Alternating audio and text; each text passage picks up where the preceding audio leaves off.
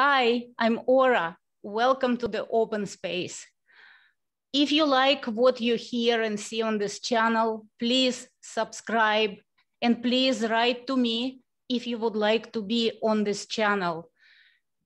The sole purpose of this channel is to talk to people who inspire me and to spread virus of inspiration around. Today, I have quite an unusual guest. This guest is my son. His name is David, and I feel very awkward to talk with my son over the screen, but we're going to try it and see how it goes. Hi, David. Art is pain.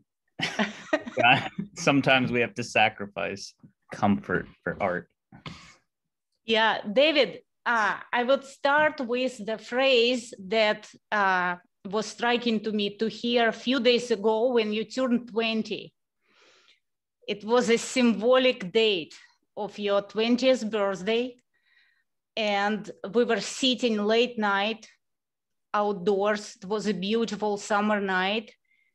And suddenly you looked around and you exclaimed, "Mom, you know, life is so beautiful and it hurts so much."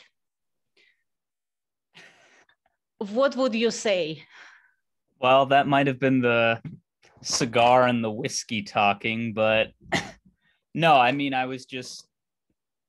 think there are moments in life. I mean, it was a very tender moment between you and me, and just looking at the stars. Sometimes there are just moments where it becomes too much and it's almost like you remember how to breathe, you know? It's like weird, like your lungs fill with air and you're like, oh shit.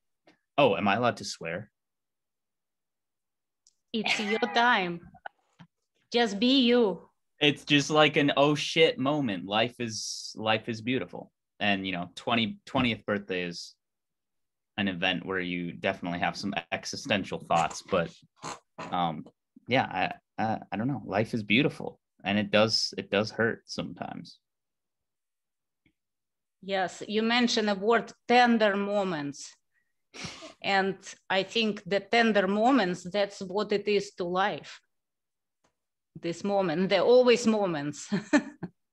Exactly. Life is just a bunch of, it's a combination of individual moments, and it's easy to get lost and think it's all one big string, but sometimes the moment slows down and you're stuck in the single moment in time, and that's when you realize that this one moment can have so much stuff in it, and sometimes we lose that, That one moment expands and becomes eternity, right? It's interesting because I want to ask you about your experience of being on a stage, because you're an actor, right? You're acting in a theater, and I want you to give little pretext to the story, because it's very unusual how the whole acting started for you. It's something to do with your sister, not with me, not with your father, but with your sister. Can you tell a little bit about it? And then we'll talk about the moment on the stage, but I don't want to jump ahead. Oh yeah, I mean, as with most things, I was very, very hesitant, and well, I before going into theater, I had a temper tantrum and cried and didn't want to go in. It was a 6th grade, I think, right? 7th grade. It was 7th grade. So typical early teen, right? Early, yeah, little, angsty tween, but I was always a crier. I never went into things easy. I would always put up a fight before starting something, just as like a little like appetizer, like edgy, like getting like, kind of easing my way in through with, it's like birth, You know, you start out crying in pain, and then eventually you ease your way into life. So that's kind of how it started. My sister Lisa, who has been on this podcast, my sister Lisa forced me to go. And I bribed you, right? I promised that if you go, yeah, I will buy you a hamburger. Yes, yeah. I remember that. Yeah, and the combination of those, you know, force from my sister and bribery from my mother got me to where I am today. So what's happened? You came home that day. I remember you left crying and you came transformed. I never seen you so elated. And that moment, it was something on your face that told me, here it is. This guy found his passion. I didn't know anything. You didn't tell me anything. It was all written on your face. I mean, I didn't know until a year later. I'm surprised you saw that on my face. I must have been, I mean, I was really happy after, you know, some people are sad after an audition. I'm usually really happy after auditioning. You auditioned for ridiculously tiny, insignificant role. Whoa, and hey, you told me, I cannot wait to go back. Just so you know, just so the audience knows, that tiny, insignificant role was actually chorus member number 57. So, you know, it was pretty high up there on the stat sheet in terms of significance. And I was also, I was a bunch of different ensemble roles. So I wouldn't say it's insignificant. There are no small roles, only small actors, is what they always say. To make people feel better about getting bad roles. That's what they say, but would you agree with that? That's what that's what my first director told me. That's one of the first things she ever told me was there are no small parts, only small actors, only small players. So coming back to the moment, it can be a 1 minute, tiny little short role. It's what you make out of it. There are no small moments, only small people, only small perspectives. You know, I think it can be like each moment can be expanded in time, but it's just how you view that moment. That it's like man is the measure of all things. You know, like we view time in so many different ways. The same moment, 1 second is going to be 1 second objectively, no matter how you view it. But 1 second can be expanded into 1,000 years if you're, you know, having the time of your life, if you're on drugs, if you're, you know, that's what people on psychedelic, like a DMT trip will last. It will feel like it lasted like a millennium, but it was really 15 minutes. And that can be, you know, the same on stage when you're performing. That feeling of like absolute bliss and ecstasy can make it feel like an eternity when it's really just a matter of seconds. You know, I bet you have that same feeling when you're on stage, right? When Absolutely. Time is going in slow motion. It's everything changes. Everything changes. And I would say it's, I call it polychromatic perception of time. It's like you simultaneously in a different time zones juxtaposed against each other, because you know, you feel the presence of the audience, and yet you are miles away from the audience. That's how it feels. And then you intimately connected. And then every step, every misstep get magnified in your perception. Yeah. And it lasts beyond the performance too. You can remember that one mistake you made a year later, 2 years later. I'm wondering, because I'm looking at myself, how I review my performances after I perform. I always kill myself, like for all the mistakes I've done. But I kill myself. I'm toughest critique of my own playing. But then I get through this pretty quickly and continue. How is it for you? Kind of the same. In the moment, in the moment, usually like while I'm going on with the performance, I'm always thinking, fuck, why did I make that mistake? What did I do? But then slowly as time goes on, I kind of get out of that. And it's come through, years and years of performing where it's just like, I don't give a fuck. The adrenaline is so strong. The dopamine in my brain is just so strong from performing, like that rush that I get, that I just feel much more excited and honored to have been given the opportunity to perform than worrying about some dumb fucking mistake I made, because the reality is people are either like zoned out, they don't care about any mistake that you make because they don't they're falling asleep, or the rest of your performance, how you recovered, was so brilliant that they completely forgot about it, because for them time is different than for you. Yeah. I always talk to my students. My aim is always to teach them not to play with maximum accuracy without any mistakes, but artfully, masterfully recover. That's what you always taught me when I was a kid. Yeah. And sometimes when you recover, and it's always improvisational, it's impromptu mode, right? Because you cannot predict when it will happen. Then suddenly this recovery way gives you some new insight into role or insight into music. I don't know, did it happen to you? Yeah, I mean, usually like accidents lead to the biggest breakthroughs. I mean, it's different for music when you're performing with because you're like going off of, there's like a set,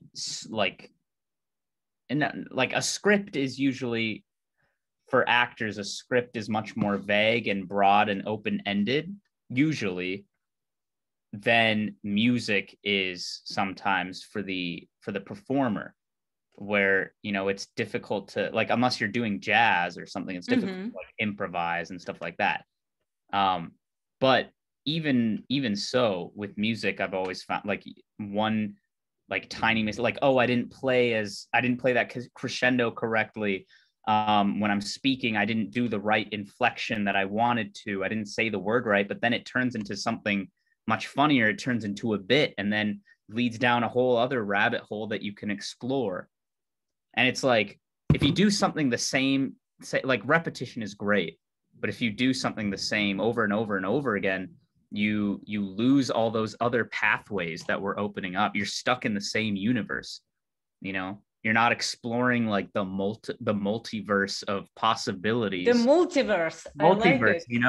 No, it's like, well, it is like wormholes opening up every time you make a mistake.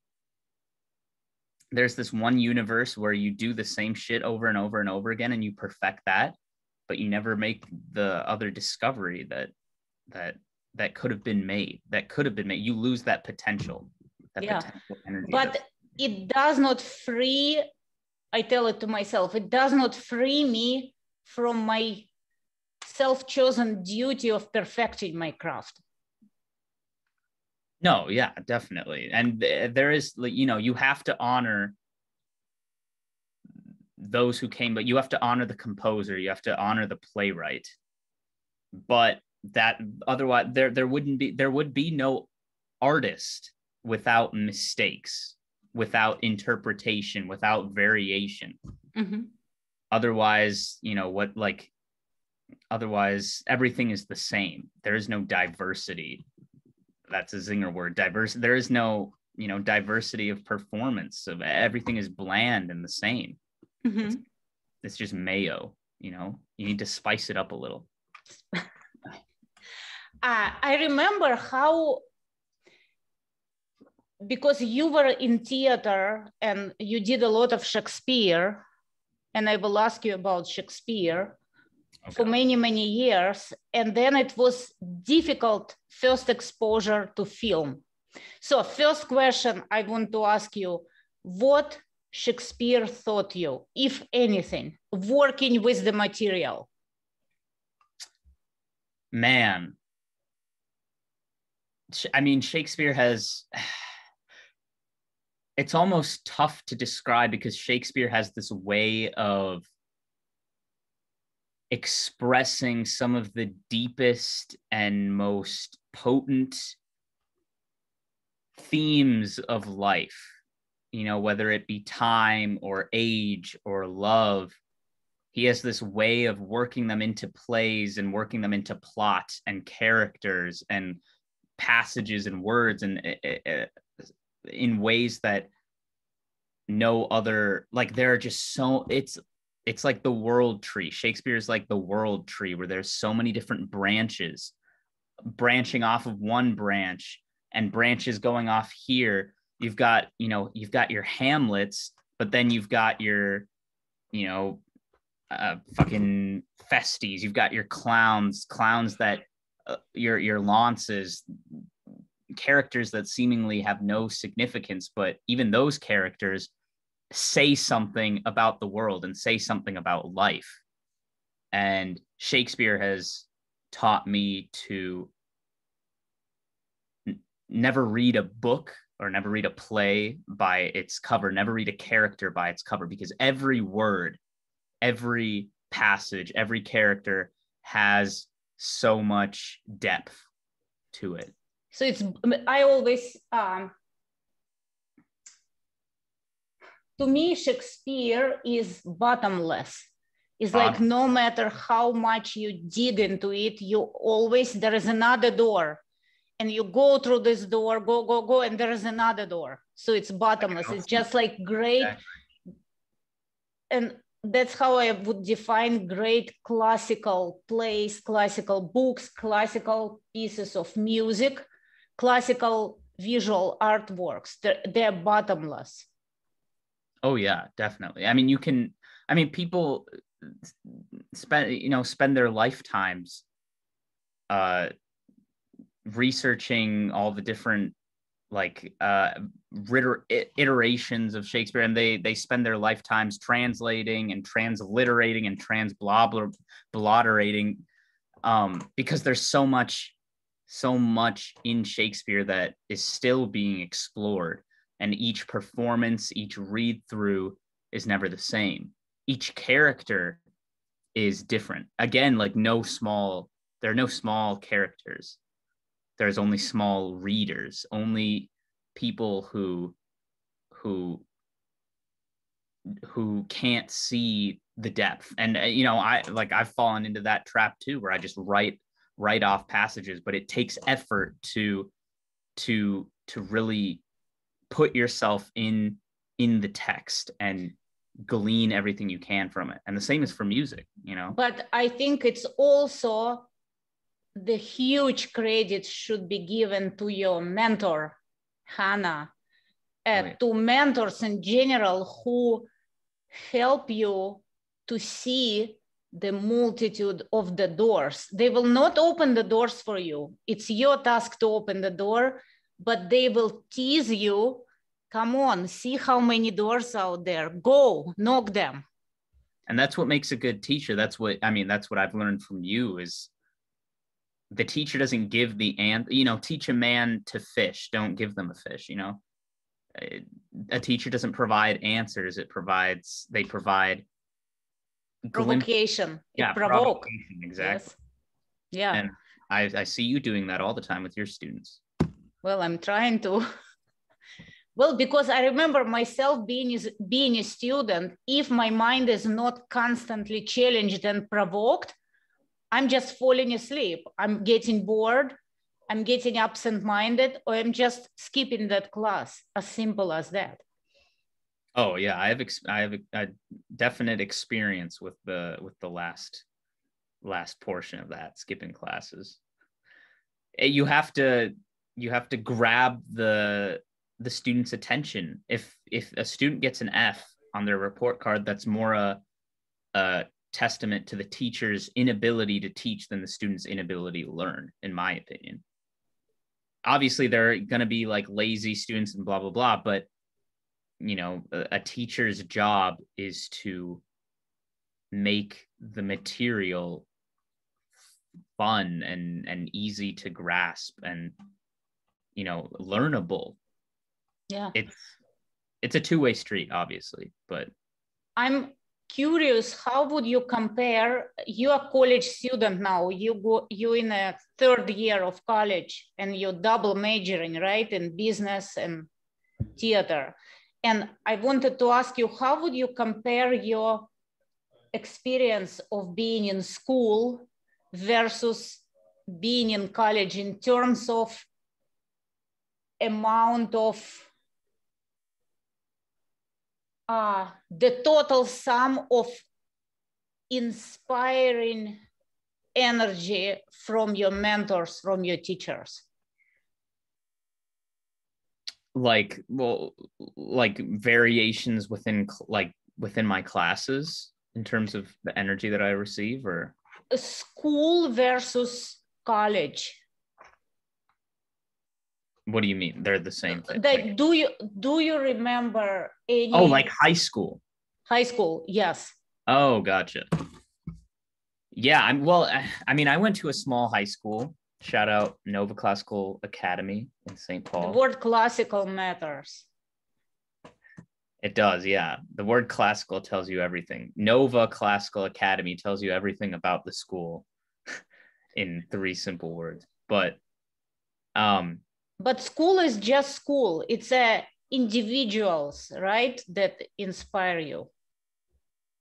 Certain teachers, 1, if you 2, if you like it. It's not the school, or it's the whole energy of school. But it could be. I mean, that's why I feel like some people go into academia. They just love learning their entire lives. The idea of school captivates them more than one specific. And obviously, there are teachers that pull that desire and that innate love of learn. Like I gravitate towards certain subjects much more, but there's nothing that I don't like learning about unless it's like geology or rocks or some bullshit like that. But even that can be interesting, and I want to learn. And I think it's the job of the teacher to get a student to be like that. And there are people who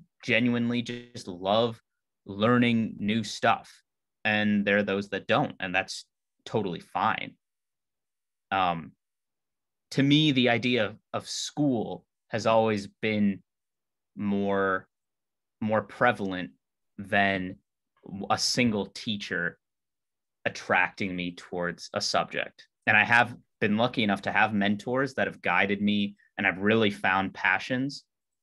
But I mean, like in business, in finance, and economics, I've never had that one teacher that's like opened my eyes to everything. It's just the general subject is interesting to me. I don't know if you're like that. Were you like triggered by a specific person or event that like? For me, it never was a school. It never was an institution. In fact, I absolutely hated my school. I couldn't stand my school, but I loved certain teachers that I still remember that were very impactful for me because they were very passionate about their subject. And it opened my eyes to certain things, but it never was a school as a school or university as a university. It always was one-on-one. So then would it not matter to you if like, like the size, like a lot of people take into account, like when they're going to college, like, oh, I want to go to a small school. Oh, I want to go to a school on the East Coast. Like, did location? Absolutely no. Didn't matter. It's a person that I want to study with. Well, maybe I wouldn't frame it that way. Location matters because big city always mattered to me because big city provides big cultural exposure, museums, theaters, concert halls. It cannot be discounted. For me, very, very important, kind of to be steeping in that. No, Yeah. Yeah. But the size of a college absolutely doesn't matter. Yeah, but that's me. I wanted to ask you, jumping from theater to your difficulty with the first exposure to film. Do you recall what was so strange, new, and uncomfortable for you in moving from one medium to another, while still being an actor? Well, it's like you're giving a public speech to an entire room full of people, breathing and laughing and crying, hopefully, and reacting, hopefully, or at least breathing. Most of the time, some may just be, So the immediacy, dead from boredom. But yeah, no. But it's also you're in this room where there is energy being pointed back at you, whereas when you're filming, it's just you and the camera, and then a bunch of crew behind, and then people holding sticks in your faces, and dabbing up your makeup between takes, and you do a scene, you're in it, and then cut, and you're pulled out of it right away, and it's way more difficult to get into the scene. It takes an amazing actor to be able to jump into that scene right away, because theater actors, you have a whole play to establish that momentum. Like, yeah, you may start off rickety, but the play doesn't stop for you. You can't just yell, cut, let's restart, let's shoot again. The show must go on. With film, the camera you can just click a button and boom, it's done. And so it's all about not being in a moment, but being in a fragment. Exactly. And I think the mark of a truly great film actor is being able to flip that switch right away and just totally fully engross yourself in that and completely shut away all of your surroundings and be fully immersed in that universe. You're not seeing your director standing over there and the camera people and your makeup artist. You're not seeing all of those people. You're seeing the world that you're imagining. With a play, it's way easier because you're on stage, you're breathing, the scene partner your scene partner in a film doesn't even have to be there. They don't even have to be standing there, but on stage, they're there with you, breathing the same air as you. And it's always been easier, in my opinion. So that transition to film was way more difficult. And it's something that I'm still practicing and struggling with. And I think it will be for a long time, just because theater comes more naturally. I mean, it's like you when you record music for CDs, how does that feel compared to playing in front of a live audience? You only get one shot, you know? Yeah. It's not like you can ask oh, audience, please ignore the mistakes that I make. We're just going to go back and, retake that. No, it's like you get one shot,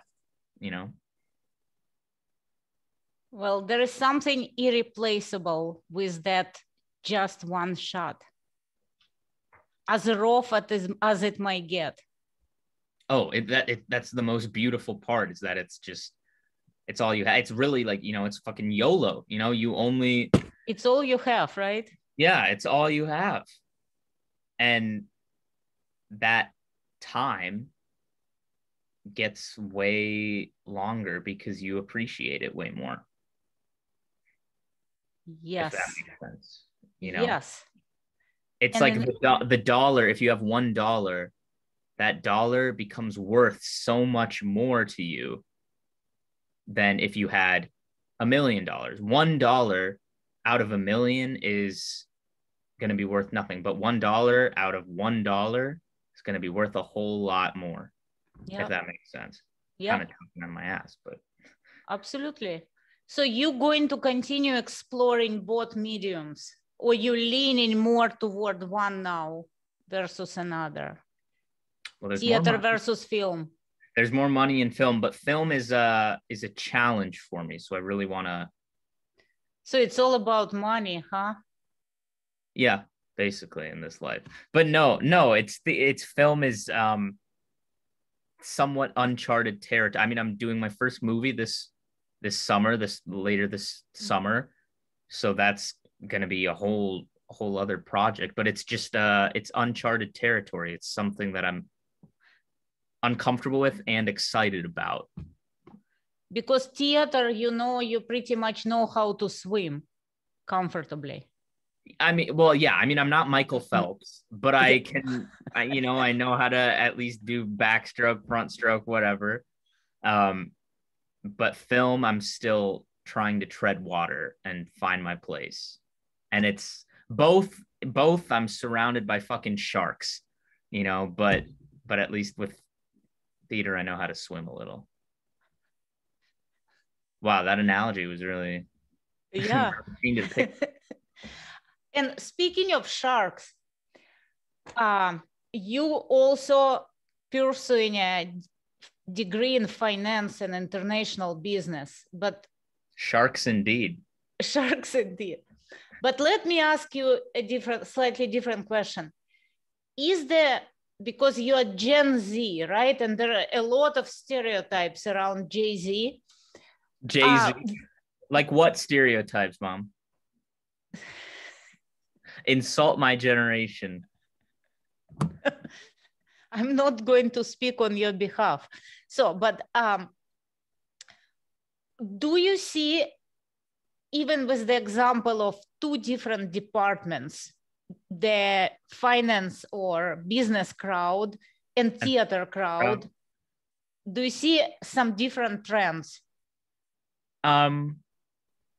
Yeah, I mean, to put it lightly, to put it mildly, they're just a tad different in terms of political thought, general attitude towards politics, general way of doing things is different. Can you make it less mild and more spicy? And elaborate a little more. I mean, the arts have always been a place of political outspokenness, so to speak. People aren't afraid to speak their minds. Whereas in the business school, people are there to make money, learn how to make money, and then buy a boat, drink a beer, go home, sleep, wake up, be rich. In the arts, there's always, added layers of political commentary wherever you go. In the classroom, when you're making the art, there's usually got to be some politics there. Does it burden you? Would you wish to have less of it, or you appreciate it? This, I mean, it's aura around arts.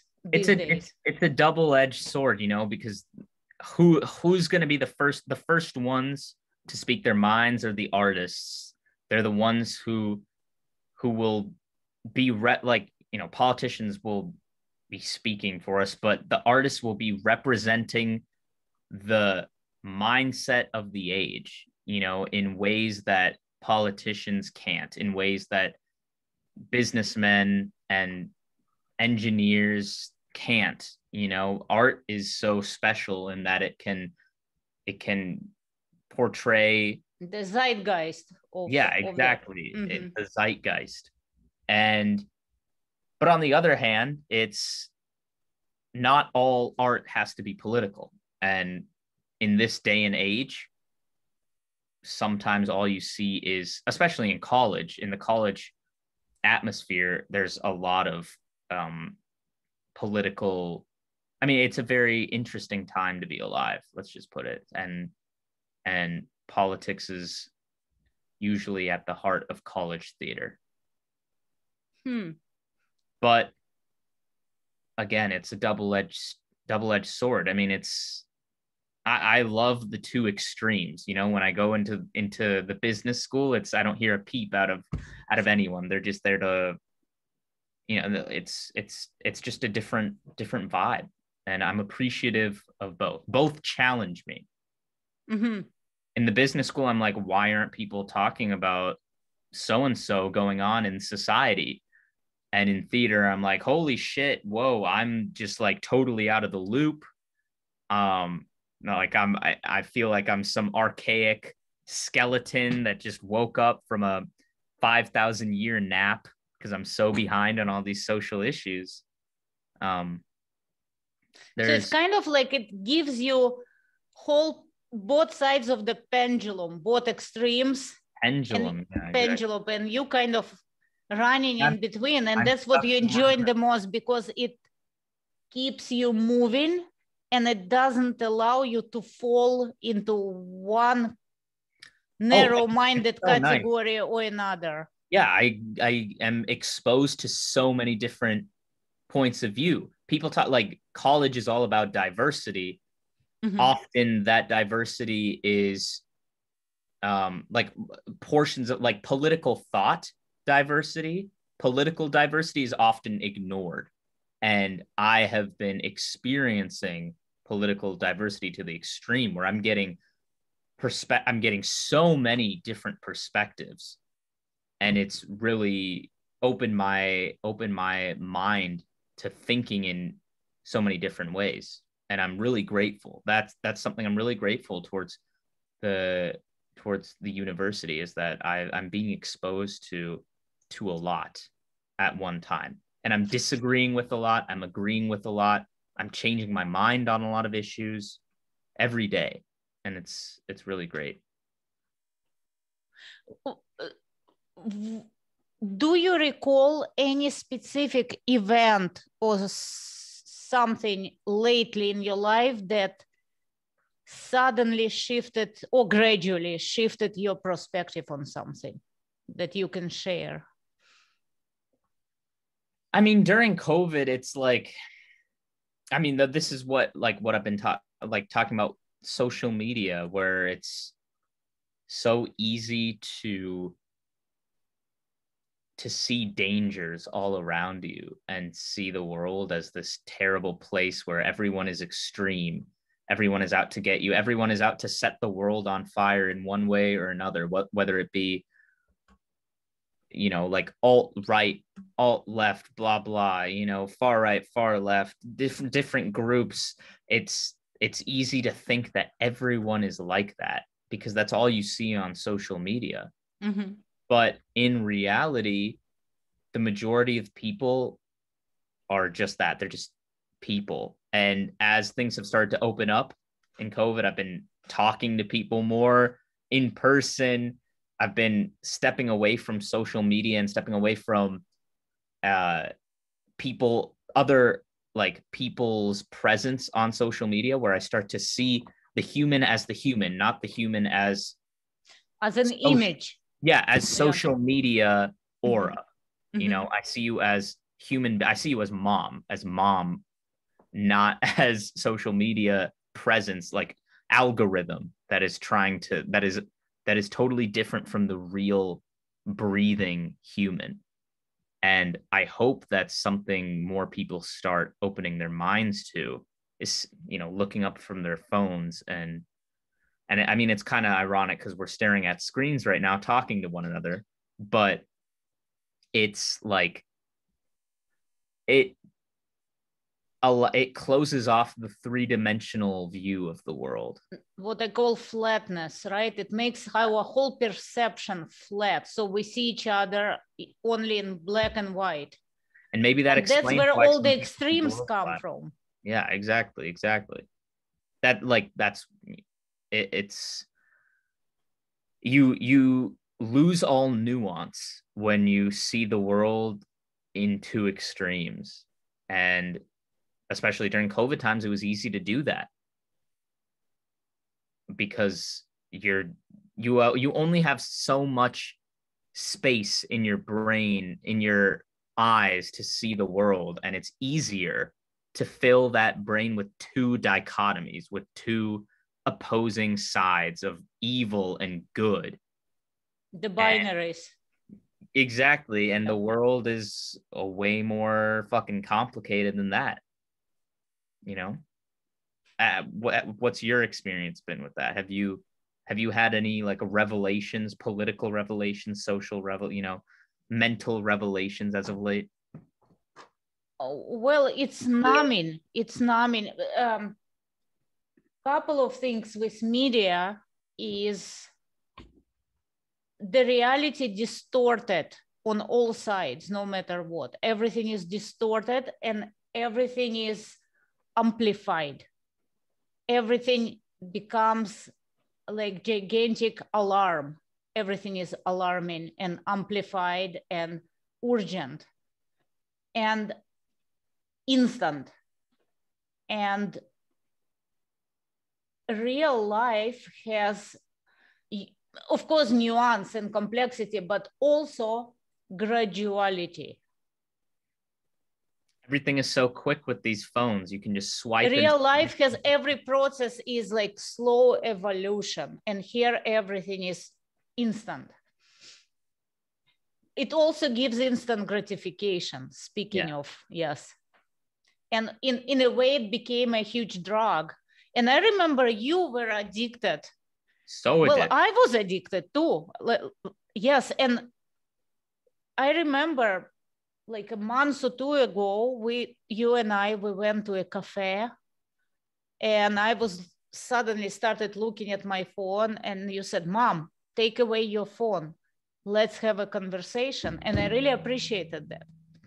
But you made a decision after you watched that documentary. Social Dilemma. After we watched it together, The Social Dilemma on Netflix, I really recommend everyone go watch it. And it is awkward, saying like, hey, let's have a conversation. It is very like awkward at first, but after that, I mean, you've been like, it's like lifting, like opening your eyes or lifting off a blindfold where you start to see the world again, and time starts to slow down. Yeah, and I think the only solution to reduce influence of media translated politics on people is for people to start talking face to face to other people and figure out between people the agreements, the disagreements, conflicting situations, tensions. It's all part of human play, right?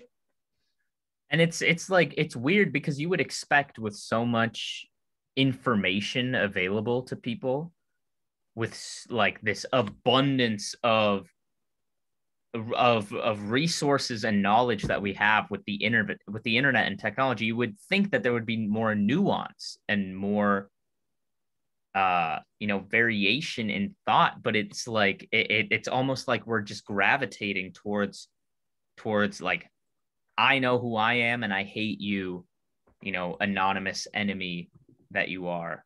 How you explain that? Because you just said that you would think with all this variation there will be more nuance. Yeah, I really don't know. I think it's just ease of, like, you can have a Twitter fight with someone, a Twitter war, so easily, so quickly, because someone types something on Twitter and uploads it, and you see what they said, and it's reading a book by its cover. That's your whole opinion of them, is that one political thought or that one excerpt that they wrote, and so that forms your entire opinion of them, and then it's super easy to send something quick back, and then they think the same thing, where it's like, oh, you are what you post on Twitter for 5 seconds.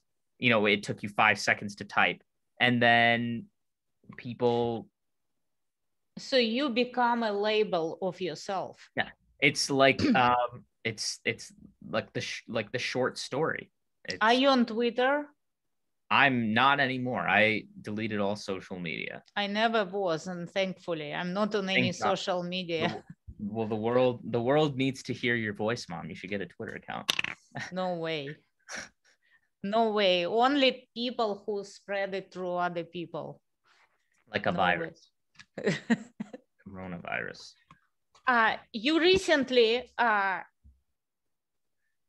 told me that you worried about the future. What is your worry? Are you worried about planet in general? Are you worried about specifically your generation? Are you worried about what's going to happen with human relationships? What are your worries? I mean, I shift between worry and excitement for the future, as I think most people do. I mean, do you ever get worried about the future? I wonder if there's ever a point in life where there's a shift between worrying and excitement. But my mood shifts on how I see the future. You know, I am worried about climate change and China and Russia and cyber warfare. And at the same time, I'm also worried about my own individual future on a smaller scale, worried about, you know, relationships and education and my job and blah, blah. I think life is all about taking those worries and putting them aside and solving problems and living life. I don't know. I don't really know how to. I think everyone's worried about something, and if you're not, then well, it's not matter of worrying. Of course, I'm worried, but to what degree you allow this worry to consume you and paralyze you? Yeah, and if you constantly live in worry, you know, we both know mutually people who are very obsessed with cleanliness and germaphobes. And if you're constantly worried about germs and you know, things being dirty and unclean, if you're constantly worried about that, you're going to let it consume you and take over your life. It's like it's like being like you can't let life be your helicopter parent. Sometimes you just have to go out and do shit. And we have a phrase called "send it," where you just how say it again? I'm teaching my mom new things. Send it. So like when you're, sending a beer, like you fucking chug a beer, like send it. That's the mentality that I think more people should start living their lives. Sending it. Okay. Yeah, you should start using that phrase. I'll try as of tonight. Another thing, one of my students, my college student, and I want you to verify or disprove of this information, told me that there is a huge rise in how I put it mildly, right? Now it's my challenge. Mom, be spicy. Huge exposure to pornography. Would you verify that? Among your young generation, or let's say people of your age? Yeah, I mean, porn addiction is a real thing. Among other addiction, how would you explain that? Again, with technology where it's right there. Obviously, looking up, boobies is way easier than going out, exposing yourself to other people, putting yourself out there, and being vulnerable in real life. It's like this like hookup culture, like Tinder, but like dating sites where it's easier to just be a person on a screen, yes, than it is to let let yourself be seen by someone in real So life. it gives you safety net in a way. Oh yeah. And I mean, porn addiction is like its own thing, you know, it like biologically it changes the brain, and you start like it affects your like performance sexually as well. There are lots of studies being done. It's yeah, it's like people like video game addiction too, where you're addicted to this virtual world that does not exist, but It's a substitute. it's a fantasy. It's like being addicted to Harry Potter, where you're stuck in that world and you can't make the distinction between that world and your own. And gradually you start getting sucked into it and you forget to live your own life. You forget how to have sex in real life. You forget how to, you know, go pick someone up at a bar because you're so used to swiping on a screen and texting them and doing this whole conversation that when you go out on a real date, you forget, how do I hold a hand? How do I go in for a kiss? Because you're just so used to swipe, you know? My question, is it possible to turn it around? I mean, it's the same thing with like social, like, you know, what we were talking about with social media, where it's tough to reverse what's already happened. But I think people can, I mean, I don't want to like call myself, I don't want to be like, oh, I'm the enlightened one. I'm, you know, Zarathustra coming down to speak, you know, thus spoke David.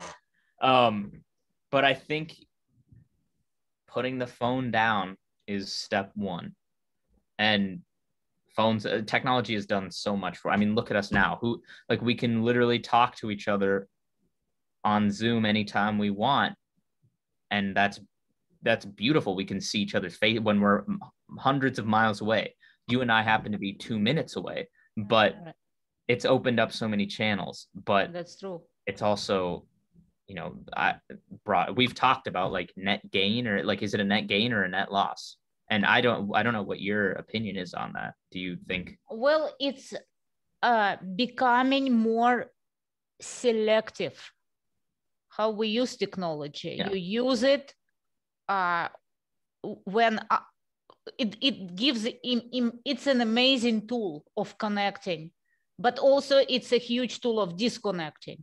I mean, it's like any, you know, like a glass of wine will do wonders for you. But if you drink 5 bottles of vodka, you know what will happen, right? Yeah, that's the Russian in you coming out. That's the Russian way. But again, you can have amazing channel, podcast, class with the other side of the globe, thanks to technology. But please don't forget, go out there, go to the coffee shop and start a conversation with a stranger. And COVID has really exacerbated that issue, where it's, you know, we're stuck inside all day and we've got our, like, we have to, like, people don't want to go to work anymore. People don't want to go into the office. Some people, like some students don't want to go into the classroom because you can just go on your computer. You can stay on your screen all day. Oh, by the way, would you prefer to take more? Oh my God. You know what I'm going to ask, right? No, I mean, it's convenient. Like today I stayed at home and worked because I didn't have enough time to go, like, to run to the office. I was running all around, and it is convenient, no doubt. But that convenience also leads to complacency.